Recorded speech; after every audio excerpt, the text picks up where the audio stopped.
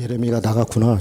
예레미야가 말씀을 얼마나 하나도 안 틀리고 이렇게 잘 읽는지 엄청 연습한 것 같아요. 그죠? 칭찬해 주려고 했는데 나갔네. 엄마가 꼭 전해주세요. 깜짝 놀랐다.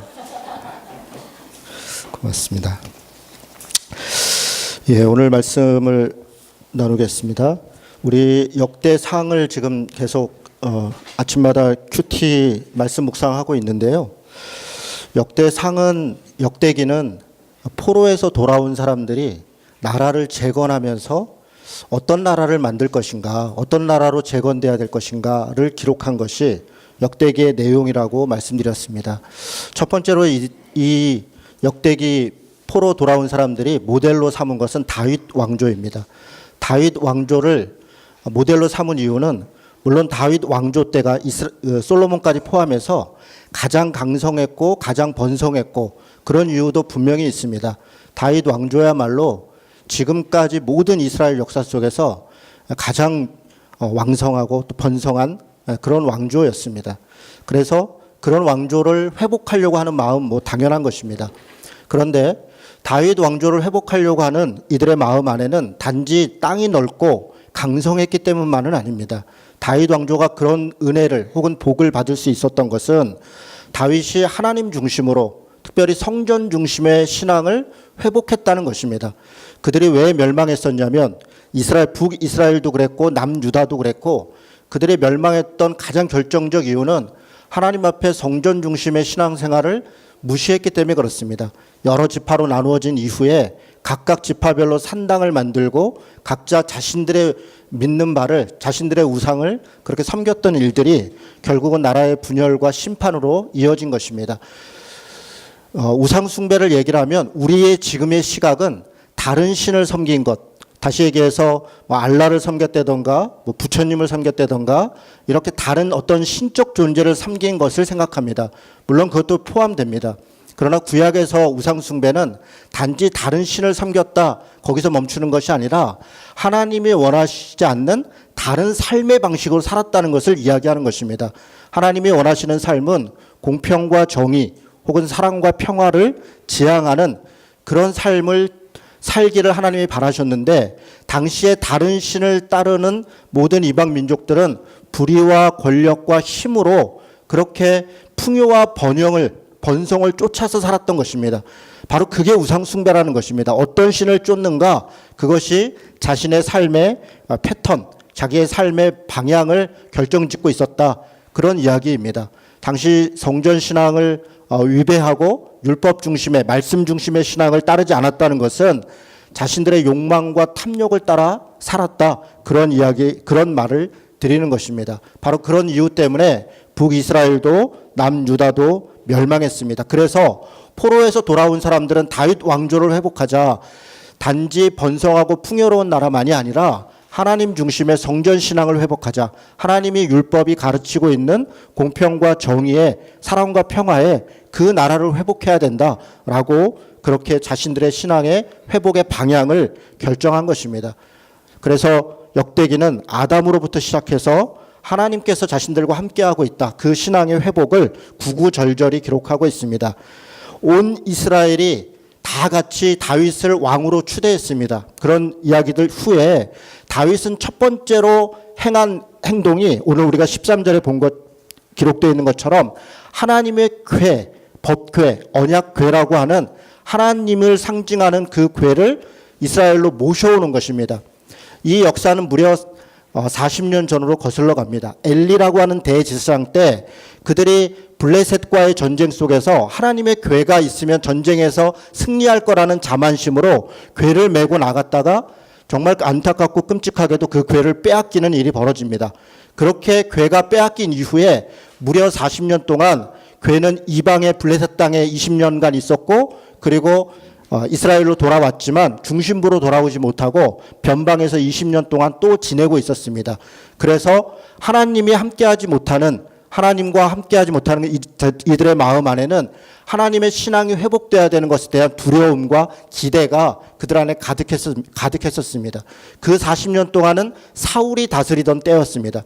사울이라고 하는 왕은 40년 동안이나 왕을 했습니다. 그런데 하나님의 궤가 변방에 있음에도 불구하고 그것을 가지고 와서 그 하나님 앞에 무엇을 묻고 하나님의 뜻을 따르고 하는 것에 소홀했던 것입니다. 그래서 오늘 우리가 읽었던 13장 3절에 보면 우리 하나님의 궤를 우리에게로 옮겨오자라고 이야기를 하면서 사울의 때에는 우리가 궤 앞에서 묻지 아니하였다. 하나님의 궤, 그냥 단지 어떤 궤짝을 얘기하는 것이 아닙니다. 여러분 그 성막 안에 들어가면 성막이 성소와 지성소로 나누어져 있는 것 여러분 기억하십니까? 그래서 성소와 지성소는 장막으로 이렇게 어떤 이렇게 휘장으로 이렇게 그 사이가 메꿔져 있습니다. 그리고 그 지성소 안에는 대제사장만 들어가는데 거기에는 일종의 이렇게 궤가 이렇게 언약궤라고 하는 법궤라고 하는 궤짝이 놓여 있습니다. 그 궤짝 위에는 의자가 있습니다. 그 의자는 어떻게 되어 있냐면 이쪽에 이렇게 마치 손처럼 뭔가 이렇게 되어 있는 게 있는데 그게 뭐냐면 천사의 날개입니다. 천사의 날개로 의자의 한쪽을 이렇게 되어 있고 또 한쪽도 천사의 날개로 이렇게 되어 있습니다. 그리고 그 뚜껑인데 그게 뚜껑인데 그 뚜껑 위에 하나님이 앉아 있다고 이스라엘 사람들은 생각을 했습니다. 그래서 그 뚜껑을 보좌, 하나님이 앉는 의자니까 보좌 혹은 시온자 혹은 시은소, 이 소자가 그 의자 소자입니다. 의자 소자. 그래서 하나님이 앉은 의자다 이렇게 생각했습니다. 그리고 그 법궤 안에는 세 가지 하나님을 상징하는 물건이 있었습니다. 여러분 기억나십니까? 첫째는 뭐예요? 말씀이죠. 그 십계명의 돌판입니다. 돌판. 두 번째는요? 만나가 있었죠. 만나. 하나님이 먹이시고 인도하신다는 걸 상징하는 만나. 세 번째는요? 아론의 쌍난 지팡이입니다. 하나님의 권능을 상징하죠. 그러니까 이런 물건들 각자가 다 하나님의 임재를 상징하는 것이 그 언약궤, 법궤 안에 있었던 겁니다. 그래서 그것이 하나님이 당시에는 성전 안에 그것도 지성소 안에 있다. 그리고 그 법궤 안에 하나님이 있다라고 생각했습니다. 이렇게 중요한 법궤가 이방 땅에 있었고 그리고 지방에 있음에도 불구하고 사울은 그것을 모셔오지 않았던 것입니다. 그래서 사울은 자기 중심적으로 자기가 옳다는 대로 그렇게 나라를 이끌었고 그 결과 10장 13절에 보면 사울이 죽었는데 왜 죽었다고 얘기하냐면 여호와께 범죄하였는데 여호와의 말씀을 지키지 않았고 신접한 자에게 가르치기를 청했고 여호와께 묻지 않았다. 그래서 여호와께서 그를 죽이시고 그 나라를 이새의 아들 다윗에게 넘겨주었다. 이렇게 기록하고 있습니다. 표면적으로는 사울이 타락한 것이고 그가 부패했고 그가 억압했고 다윗을 시기했고 물론 이런 여러 가지 이유가 있지만 신앙적으로 해석할 때 가장 중요한 것은 그가 하나님께 묻지 않았다.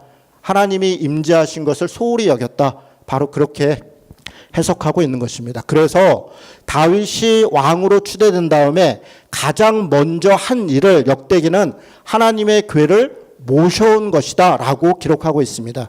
그런데 원래 이 기록은 사무엘서에 의하면 순서가 맞지 않습니다. 원래는 정복전쟁부터 합니다. 14장이 먼저라는 얘기입니다.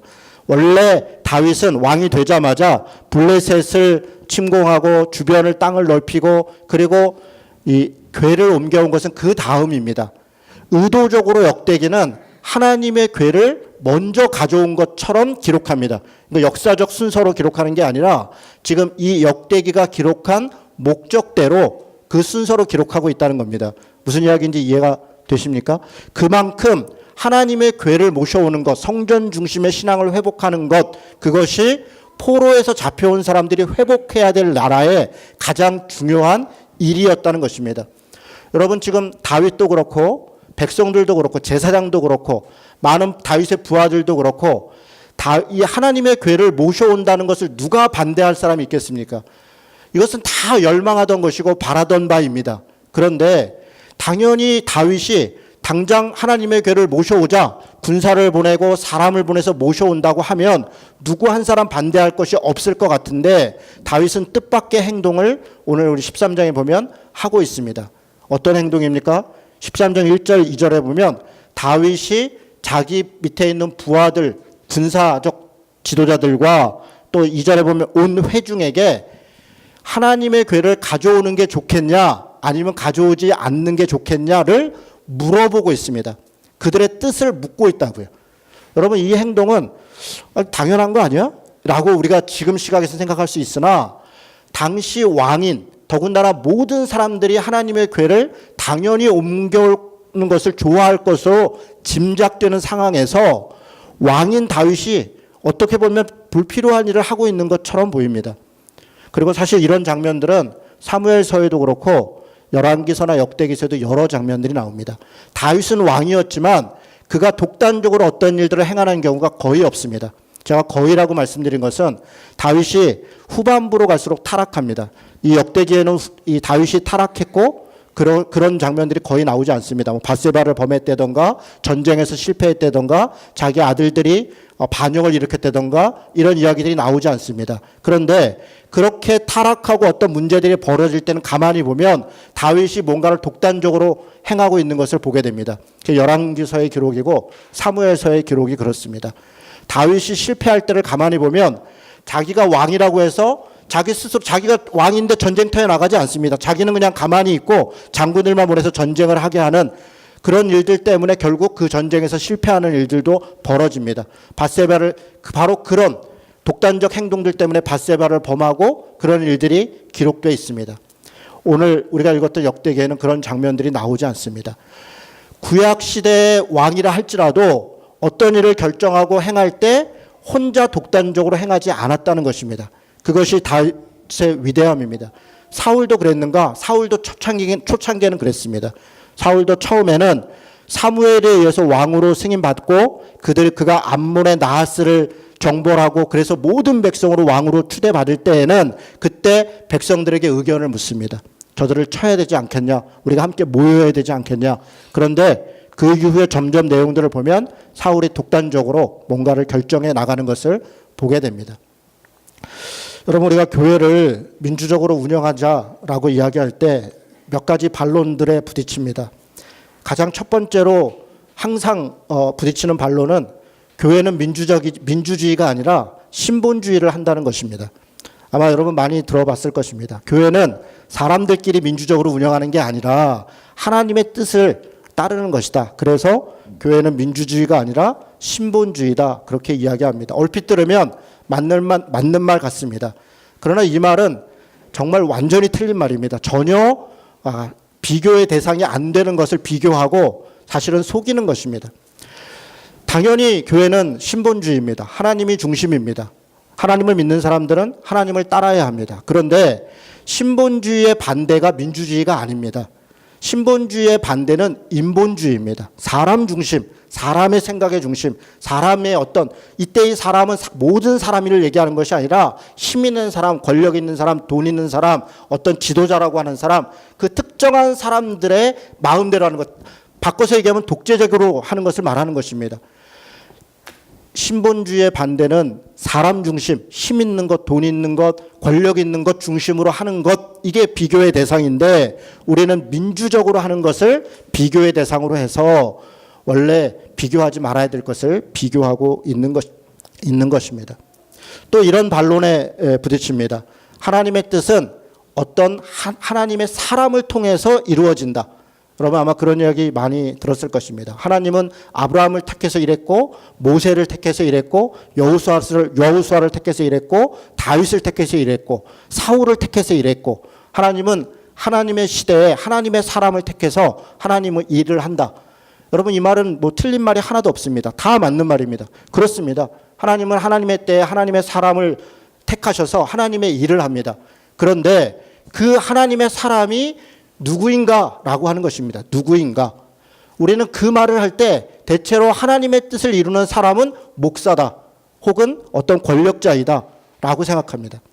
이것은 구약적 사고일 뿐 아니라 구약에서도 옳지 않습니다. 구약에서는 하나님의 사람을 대체로 누구를 얘기하냐면 선지자, 사사, 왕, 제사장. 그런데 아까 말씀드린 것처럼 왕이라고 하는 절대 권력자인 다윗이 어떤 본을 보였냐면 실제로 하나님께서 그 왕을 세울 때 뭐라고 말씀하시냐면 그 사람이 왕이 아니다. 사무엘서의 왕을 세울 때 뭐라고 얘기하냐면 하나님의 말씀을 날마다 머리맡에 두고 읽도록 해라. 그 왕에게. 다윗이 죽을 때 솔로몬에게 유언을 남길 때 딱 하나 남긴 유언은 하나님의 말씀을 반드시 따라라. 그 말은 뭘 이야기하는 겁니까? 하나님이 왕이다. 이스라엘 구약의 역사에서는 사람이 왕이라고 하는 법이 없습니다. 다 하나님이 왕이다. 사사든 선지자든 또 누구든 간에 다 하나님의 뜻을 따르는 사람이다. 그런데 하나님의 뜻을 따를 때 그러면 하나님이 위임했으니까 그 사람 마음대로 했는가? 전혀 그렇지 않습니다. 절대 권력을 가진 왕도 다윗도 같이 일하는 사람들에게 의견을 묻고 함께 협력하고 함께 논의해서 그렇게 결정해서 일을 행했던 것을 우리가 수도 없이 보게 되는 것입니다. 그러니까 어떤 특정한 사람에게 특별한 메시지를 줘서 모든 사람을 일방적으로 이끌었다라고 하는 것은 성경의 내용도 아닐 뿐 아니라 사실 속이는 것입니다. 신약에서도 마찬가지입니다. 신약에 하나님의 뜻을 행하는 사람, 제자 혹은 사도 그렇습니다. 그러나 그 제자와 사도도 누구 특정인 한 명을 꼭 집어서 그가 모든 것을 이끈 적이 없습니다. 여러분 12사도가 어떤 일들을 행할 때 나중에 사도행전에 보면 예루살렘 공회가 만들어지고 할 때도 다 공동적인 논의를 통해서 결정합니다. 사도 바울이 이방인에게 복음을 전할 때 이 이방인에게 복음을 전하는 게 옳으냐 안 옳으냐를 이야기하는 사도행전 15장에 보면 야고보라고 하는 그 공회의 대표를 중심으로 해서 모든 사람들이 모여서 함께 의논하는 것을 보게 됩니다. 그렇게 함께 의논하면서 무엇이 하나님의 뜻이냐라고 갑론을박하고 토론하고 그래서 결정하고 그 결정된 것을 따르고 그렇게 민주적 절차를 통해서 하나님의 뜻을 분별해 갔던 것을 보게 됩니다. 하나님은 하나님의 뜻을 하나님의 사람을 통해서 일하신다. 옳은 말입니다. 그러나 그 하나님의 사람이 늘 어떤 한 사람만이 아니고 하나님의 뜻이 누군가에게만 전해지는 것이 아니라는 것을 우리가 염두에 둘 필요가 있습니다. 그러면 우리 중 누군가에게 하나님의 뜻이 전해졌고 어떤 마음을 주셨다면 그것은 공동체 안에서 서로 논의돼서 증명돼야 됩니다. 하나님이 그 사람에게 그 마음을 주셨다면 그 이야기를 나눌 때 우리 안에 검증돼야 되고 1차적으로 이것이 하나님의 말씀에 어긋나지 않는가를 살펴보고 우리의 현실들 상황들을 고려하고 지금 당장 할 수 없다면 하나님의 뜻이 맞다면 일정하게 시간을 미루어 두고 또 점진적으로 해나가고 그 일들이 하나님의 뜻이라면 함께 협력하고 그런 마음들이 우리 안에 일어나는 것 그것을 통해서 우리는 하나님의 일들을 감당해 가는 것입니다. 마지막으로 제가 교회를 민주적으로 운영할 때 가장 요즘에 많이 듣는 반론이 시행착오입니다. 시행착오. 무슨 얘기냐면 교회를 개척하고 민주적으로 교회를 운영하다 보면 뜻하지 않은 일들이 벌어집니다. 우리 성도들 중에 고집이 센 사람이 때로 있어요. 자기 주장이 강한 사람. 어떤 사람들이 어떤 결정의 역할을 있을 때 아직 성숙되지 않고 지혜롭지 않고 하나님의 말씀을 충분히 이해하지 못했고 또 사람들과 소통하는 것이 부족함에도 불구하고 자신이 옳다라고 고집을 부리면서 때로 그 일들을 진행해 나갈 때 여러 가지 시행착오의 일들이 벌어집니다. 또 어떤 경우에는 교회는 양만 있는 게 아니라 물론 목사일 수도 있습니다. 신자들만 지금 제가 양이라고 표현하는 것이 아닙니다. 우리가 모두가 다 양입니다. 염소도 있습니다. 그 염소가 목사일 수도 있고 신자일 수도 있습니다. 염소는 자기의 이익을 위해서, 자기의 권리를 위해서, 자기의 어떠함 때문에 전체를 향해서 하나님의 뜻을 쫓아가는 것이 아니라 자기의 어떠함을 드러내고 사람들을 들이받고 이간질하고 분열시키고 그렇게 본인이 원튼 원치 않든 그런 경우들도 있습니다. 그게 교회입니다. 부족한 것이죠. 알곡만 있는 게 아니라 가라지도 있습니다. 그래서 때때로 교회 일은 늘 잘 되고 성숙되는 것이 아니라 시행착오가 있습니다. 그래서 저에게 많은 목사님들이 우리 교회가 민주적으로 운영되는 것들을 표방하는 것을 알기 때문에 그런 이야기들을 하면서 하나님의 교회가 온전히 자라기 위해서는 그런 시행착오들이 있으니 오히려 초창기에는 혹은 어떤 경우에는 조금 더 성숙한 목사가 혹은 더 실력 있는 누군가가 좀 독점적으로 끌고 갈 필요가 있지 않냐. 사람들이 좀 성숙할 때까지는 일방적으로 좀 가야 될 때가 있지 않냐. 그렇게 좋은 의미로 제안하는 겁니다. 저는 그런 제안에 그렇지 않다고 대답합니다. 왜냐하면 성숙하고 미성숙함이 사실 그건 다 말하는 사람의 기준일 뿐입니다. 내가 더 성숙할 것이다, 목사가 더 성숙했을 것이다 라고 생각하는 것은 어떤 면에서 착각입니다. 성도들 안에 훨씬 더 성숙한 사람들이 있을 수 있고요. 있고요. 그래서 어떤 한 사람의 아주 성숙한 사람이 무언가를 결정하는 것보다 미성숙한 사람 모두가 함께 결정하는 것이 훨씬 더 성숙한 결정을 한다는 것을 우리는 역사가 지나고 시간이 지난 어느 순간 알게 됩니다. 당장은 누군가가 결정해서 일을 진행하는 것이 훨씬 더 빠르고 더 성과가 있고 효율적이기 때문에 그렇게 결정합니다. 그러나 어느 순간 시간들이 지나간 후에 우리가 함께 소통하고 공감하고 서로 협력하지 않고 행했던 일들이 사실은 큰 의미가 없다는 것을, 무엇을 위해 그 일을 했는가를 다시 후회하기도 하고 돌아보기도 하는 그런 일들이 벌어집니다. 제가 애둘러서 이런저런 이야기 드렸습니다. 오늘 다윗은 대단히 민주적인 절차를 통해서 하나님의 궤를 가져오는 하나님의 뜻을 이룹니다. 다윗은 아마 굉장히 기뻤을 겁니다. 그리고 이 절차들도 가만히 보면 그냥 민주적인 정도가 아닙니다. 일종의 축제를 합니다. 이 13장 1절에서 8절에서 가장 많이 나오는 단어는 온이라는 단어입니다. 온 이스라엘, 온 땅, 온 회중, 온 사람. 여러분, 온이라는 단어가 수도 없이 나옵니다. 온 무리. 그러니까 다윗은 하나님의 궤를 가져오는데 자기 혼자 하지 않았다는 것을 의도적으로 강조하고 있습니다. 온 이스라엘이 결정했고, 온 땅에 흩어져 있는 사람들과 함께 했고, 온 무리가 다 기뻐했고, 그래서 13장 8절에 보면 궤가 들어올 때 이스라엘 온 무리는 하나님 앞에서 힘을 다하여 뛰놀며 노래하며 수금과 비파와 소고와 재금과 나팔로 연주했느니라. 많은 사람들이 기뻐했습니다. 하나님의 궤가 들어오는 것을 온 무리가 다 보고 있었고 온 무리가 다 기뻐하며 하나님을 찬양했습니다. 여러분, 이쯤 되면 이 이야기의 끝은 해피엔딩 같지 않습니까? 당연히 해피엔딩이어야 되는 것 아닙니까? 민주적으로 했고 온 사람들이 다 함께 했고 온 무리가 다 기뻐했고 여러 절차들을 다 지켜서 다 같이 이렇게 기쁨으로 하나님의 궤를 가져왔는데 이 이야기의 결론은 해피엔딩이 아닙니다.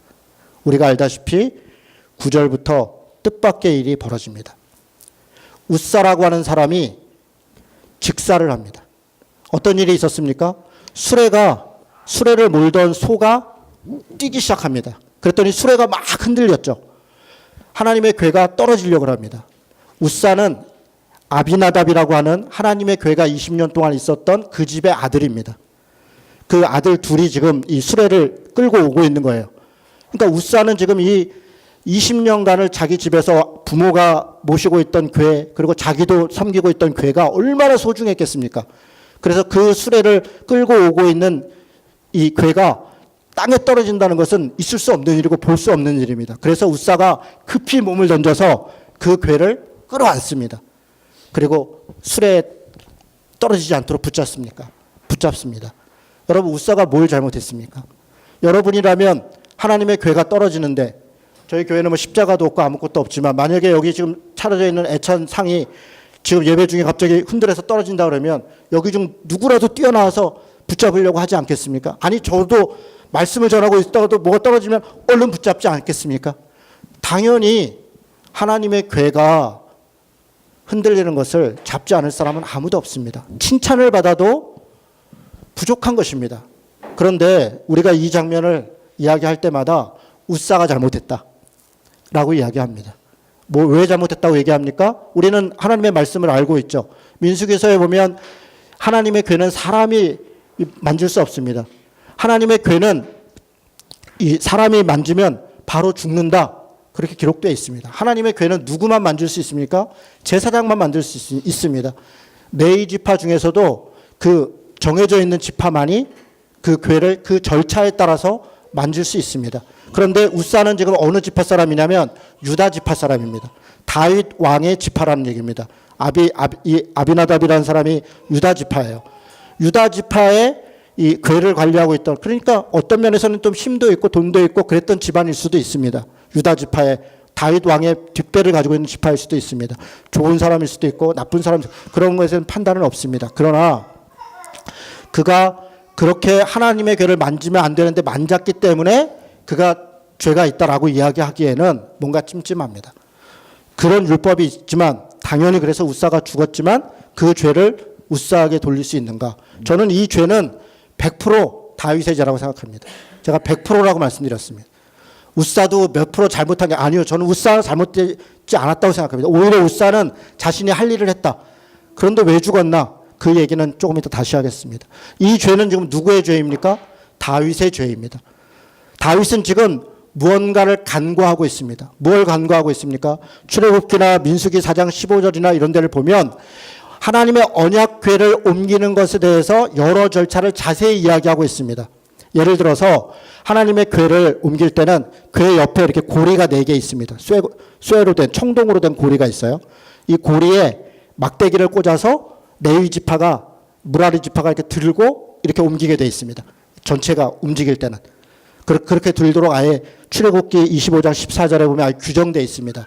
그리고 하나님의 궤를 만약에 사람이 옮겨야 될 때는 민수기 4장 15절에 보면 레위 지파 고핫 자손이 메고 옮겨라.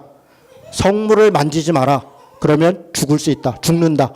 고핫 자손조차도 그 성물을 만질 수 없었습니다. 그걸 매서 옮겨라. 그렇게 이야기하고 있습니다. 여러분, 문제는 이 내용을 다윗이 몰랐다는 것입니다. 제가 지금 몰랐다고 얘기를 했습니다. 알고도 그렇게 행하지 않은 것이 아니라 아마 몰랐을 가능성이 높습니다. 왜냐하면 15장에 가면 2절에 다윗이 하나님의 궤를 맬 수 없는 걸 우리가 매서 이런 일을 벌였다라고 고백을 합니다. 그런데 이 고백을 하는데 얼마의 기간이 걸리냐면 13장 14절에 보면 오벳 에돔의 집에 그 궤가 3개월 동안 있었다 이렇게 얘기합니다. 그러니까 3개월이 지난 겁니다. 그리고 이 14장은 블레셋과의 전쟁 얘기를 또 중간에 넣습니다. 의도적으로 넣은 거예요. 그러니까 최소 3개월에서 최대 6개월 정도까지 아니면 뭐 1년 정도까지의 기간이 있었던 겁니다. 다윗은 이 기간 동안에 자신이 뭘 잘못했는지를 돌아보고 연구하고 공부하고 새롭게 깨닫게 돼서 다른 절차로 15장에 보면 완전히 다른 절차로 다시 궤를 모셔옵니다. 그런 것들을 볼 때 다윗은 이 내용을 몰랐던 것 같습니다. 다윗만 몰랐습니까? 당시 다윗 옆에 있었던 사독이라는 제사장, 그 제사장 레위 지파들 또 그의 부하들 다 몰랐습니다.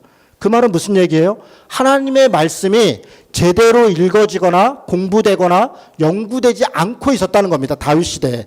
다윗이 왕이 되는 그 시점에 다윗은 하나님의 뜻에 의해서 왕이 되었지만 그가 백성들을 잘 이끌고 잘 행해야 된다는 큰 부담감을 가지고 그런 일들을 행했지만 그러나 정작 다윗은 또 다윗과 함께했던 사람들은 하나님의 말씀이 무엇을 가르치고 있는가에 대하여 소홀했다는 것입니다. 그래서 온 백성들이 다 축하하면서 일을 하고 있지만 결국 다윗은 어떤 실수를 범합니까? 아까 제가 엘리 제사장 때 블레셋에게 이 법궤를 빼앗겼다 그랬는데 나중에 이 법궤를 다시 가지고 옵니다. 베세메스라고 하는 곳으로 가지고 올 때 그 블레셋 사람들이 새 수레를 만들고 이 방금 뗀 소 2마리한테 그렇게 얹어가지고 수레를 돌려보냅니다. 그 새 수레에다가 새로 만든 수레에 제일 좋은 소에다가 이 법궤 신을 옮기는 것은 정확하게 이방 신들의 풍습입니다. 다곤 신상을 옮길 때 그렇게 했던 겁니다. 그러니까 이방 사람들은 그렇게 새로운 어떤 것들을 통해서 멋있는 것, 지금으로 얘기하면 롤스로이스에다가 실었다는 겁니다. 새로운 새 수레에다가 실어서 그렇게 보내는 것이 이방인들이 신을 모시는 방법입니다.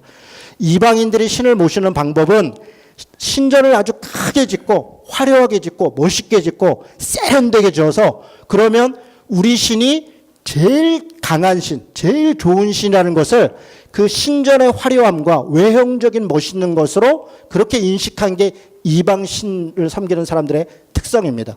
그래서 당연히 신과 관련된 걸 옮길 때도 가장 화려하게 그렇게 옮겼습니다. 그런데 하나님은 그것과 정반대입니다. 여호와 하나님은 천지를 창조하신 분임에도 불구하고 그가 거처 했던 것은 그냥 천막입니다. 성경에 뭐 성막, 장막 이렇게 좋은 말로 쓰고 있지만 실제로는 그냥 조그만 천막이라는 거예요. 냄새나고 더럽고 그리고 정말 어떤 면에서는 추하고 그런 힘없는 그런 천막에 만군의 여호와 하나님을 모셨다는 거예요.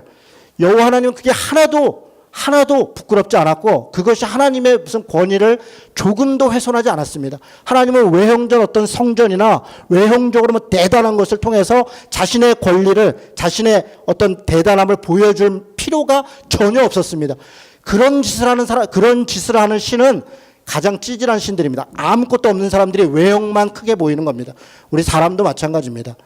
겉이 화려하고 대단한 뭐 소위 명품, 제가 여러 번 얘기했지만 사치품들, 비싼 거 사고 비싼 차 사고 넓은 집에 살면서 소유욕에 쩔어 사는 사람들은 속이 비어서 그런 것입니다. 자기 스스로를 보여줄 게 하나도 없기 때문에 돈이라도 보여주고 외모라도 보여주고 뭐라도 보여주고 자기가 누구라고 명함이라도 보여주고 그런 것으로 자기를 과시하는 것, 그게 이방신을 섬기는 사람들의 삶의 모습인 것입니다. 하나님을 섬기는 사람은 여호와 하나님처럼 사는 것입니다. 자신의 외적인 것으로 자기가 드러나는 게 아니라 하나님 그 자체로 드러나는 것입니다. 그러면 왜 세수레가 아니라 메고 가라고 했습니까? 사람이 매는 것은 인격적 관계입니다. 하나님과 사람은 그렇게 떨어져 있고 섬김을 받고 섬기려는 그런 존재가 아니라는 것입니다. 하나님을 상징하는 것을 사람이 맺다는 겁니다. 사람이 매서 사람이 옮기는 것입니다. 하나님을 옮길 때 땀을 흘리고 힘들고 또 그 체온을 느끼고 그 마음을 느끼고 그러면서 누군가를 업고 메고 이 인격적인 지금 대우를 하는 것입니다. 수레에다 올려놓은 건 물건 취급을 하는 것입니다. 아무리 화려하게 옮겼지만 다른 이방의 신들은 신을 그냥 물건으로 본 겁니다. 자기가 옮겨서 이곳에 있으면 이곳에 두면 이곳에 있고 저곳에 두면 저곳에 있는 그런 비인격적 신이라는 겁니다. 그런데 하나님을 옮길 때는 사람이 들고 사람이 메고 사람과 함께하고 마치 하나님이 사람들과 함께하며 이동하는 사람들을 찾아와서 그렇게 사람의 삶에 간섭하고 격려하고 때로는 위로하고 때로는 야단도 치고 그렇게 인격적으로 관여하는 것처럼 사람도 하나님을 대할 때 그렇게 인격적으로 대해야 된다라고 하는 것이 이 하나님의 궤를 옮기는 방법입니다. 여러분 지금 제가 무슨 설명드리는지 이해가 되십니까? 이방의 신과 기독교가 믿는 하나님의 신은 근본적으로 다릅니다.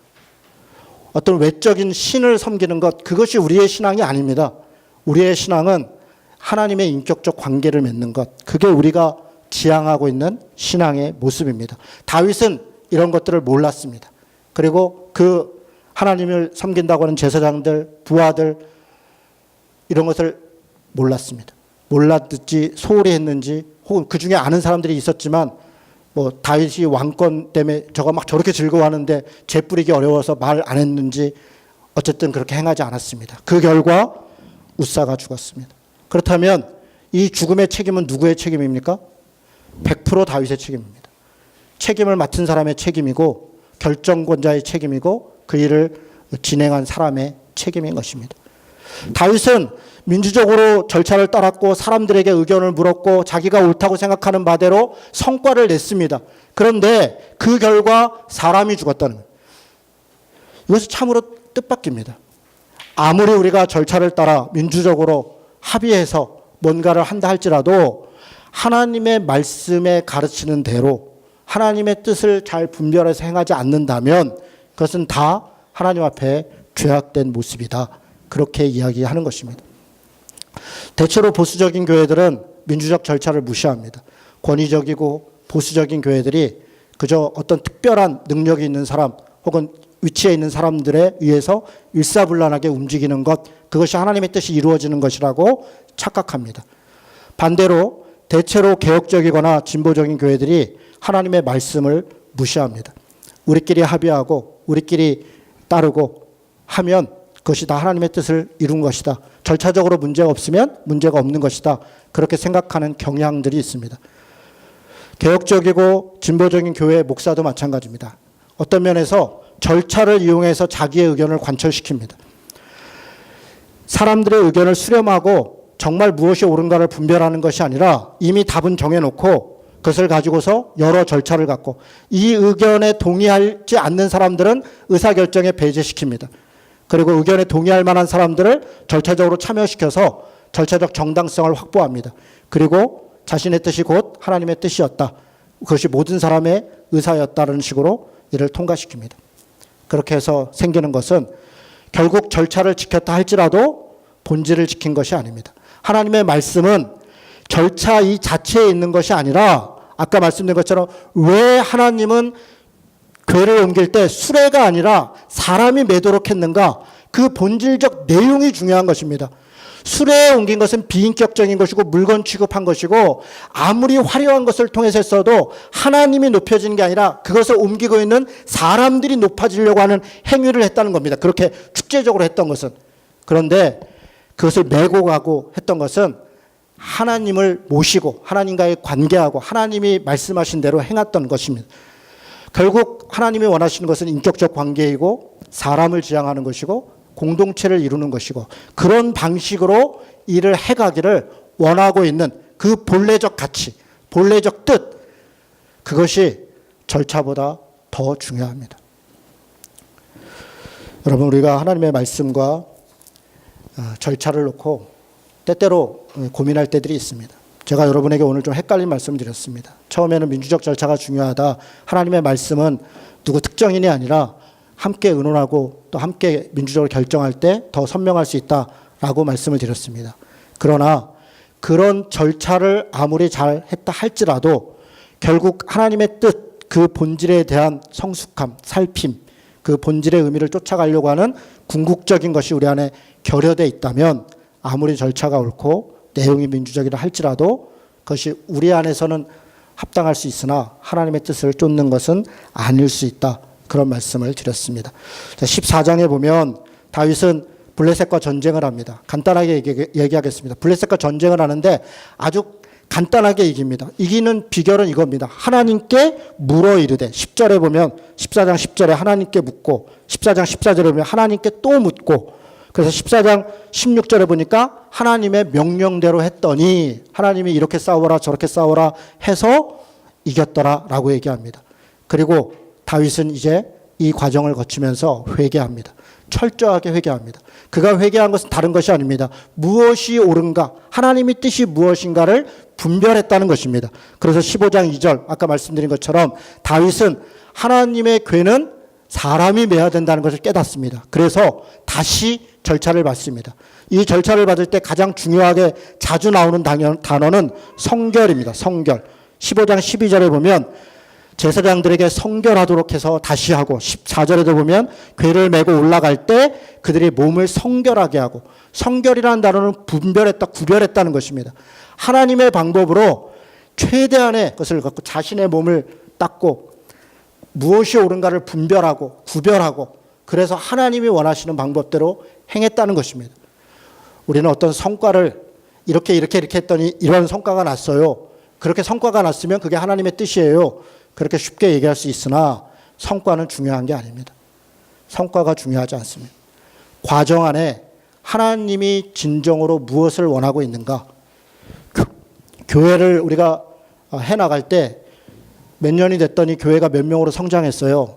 그거 하나도 중요하지 않습니다. 그 과정에 우리 안에 어떤 성숙함이 있었는가, 우리 안에 어떤 하나됨이 있었는가, 그 과정들 안에 우리 안에 어떤 서로 안에 공동체를 이루어 갔는가, 사실 그것이 가장 중요한 것입니다.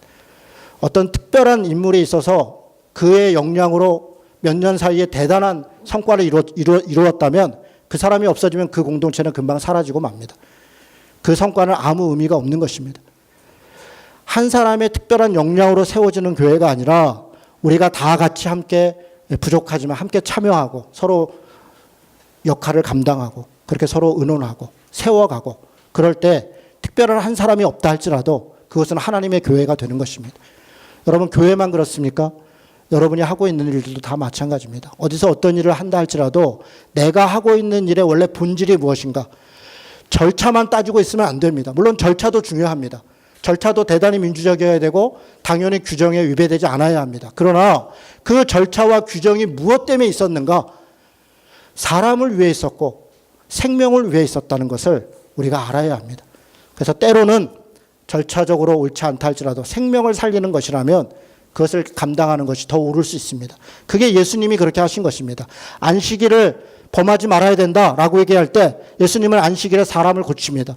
그리고 그것을 비난하는 많은 사람들에게 절차 잘못됐다. 그러나 안식일이 왜 있었느냐? 안식일이 원래 있었던 목적은 사람을 위해 있었던 것이다. 그런데 안식일에 사람의 생명을 구하는 것을 안식일을 어겼다고 해서 하나님의 뜻이 아니라고 말한다는 것이 어찌 이게 맞는 말이냐? 본래는 그렇지 않았다. 조문이 중요한 것이 아니라 그 말씀이 뜻하고 있는 원래의 의미가 중요하다는 것입니다. 예수님은 말씀을 이해하고 말씀을 행하는 방식이 이런 식이었습니다. 가장 원래의 본질적인 것, 그리고 그 본질적인 것을 추구할 때 함께 의논하고 토론해 가는 것, 함께 결정. 이 두 가지가 다 같이 성숙하다면 얼마나 좋겠습니까? 우리 바라기는 우리 성도들이 각자의 삶의 자리에서 또 우리 새나무교회가 민주적으로도 절차적으로 민주적 운영을 감당하고 그러면서도 하나님의 말씀을 소홀히 하지 않는 그런 교회였으면 좋겠습니다. 마지막으로 15장 26절을 같이 읽겠습니다. 15장 26절 같이 읽습니다. 자, 시작. 하나님이 여호와의 언약궤를 맨 레위 사람을 도우셨으므로 무리가 숫송아지 7마리와 순양 7마리로 제사를 드렸더라. 이 이야기의 끝은 웃사의 죽음에서 끝난 것이 아닙니다. 이 이야기의 끝은 회개로 다시 시작됩니다. 그리고 그가 하나님이 원하시는 대로 다시 절차를 받고 일을 진행했습니다. 그리고 그 끝은 하나님이 여호와의 언약궤를 지고 가는 레위 사람들을 도우셨다. 하나님은 지금 뭘 도왔다 그래요? 사람을 도우셨다. 여러분 이 장면도 잘 읽으셔야 됩니다. 하나님이 언약궤를 잘 옮기도록 했다가 아니라 언약궤를 맨 레위 사람들을 도우셨다. 하나님은 사람을 도우시고 사람과 함께 하십니다. 그래서 우리가 사람들이 하나님의 법을, 하나님의 절차를 잘 분별하고 하나님의 뜻이 무엇인가를 잘 감당하는 것, 그것이 하나님의 뜻을 이루는 사람들의 마땅한 자세일 것이다. 그렇게 믿습니다. 같이 우리 기도하겠습니다.